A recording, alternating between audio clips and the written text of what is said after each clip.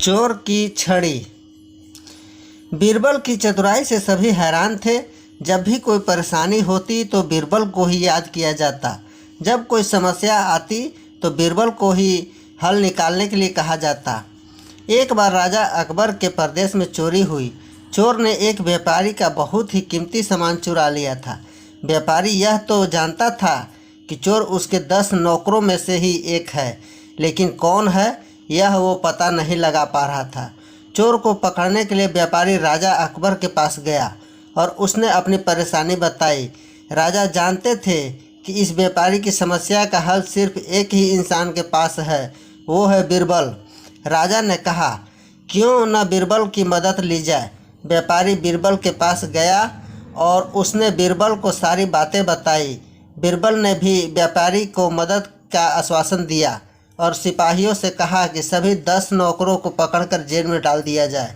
सिपाहियों ने सभी नौकरों को पकड़कर जेल में डाल दिया।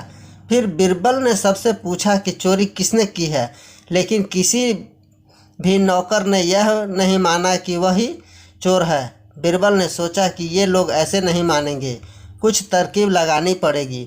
बीरबल बाहर गए और कुछ देर बाद 10 सेम लंबाई की छड़ी लेकर आए और सभी 10 लोगों को एक एक छड़ी पकड़ा दी।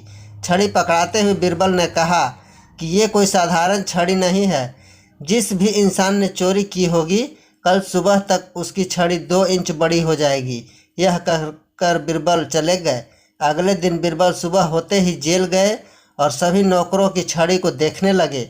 उन्होंने जब ध्यान से देखा तो पता चला कि उनमें से एक नौकर की छड़ी 2 इंच छोटी थी। यह देखते ही बीरबल ने फौरन कहा, यही चोर है। व्यापारी असमंजस में था। उसने बीरबल से पूछा कि कैसे उन्हें पता चला कि चोर वही है।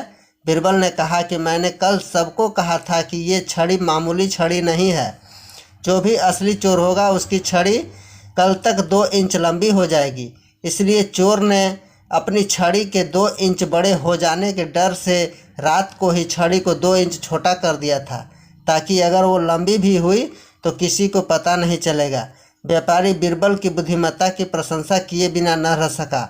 सीख, झूठ बोलने वाला या चोर कितना ही शातिर क्यों न हो, उसका झूठ या चोरी पकड़ने का कोई न कोई तरीका जरूर होता है।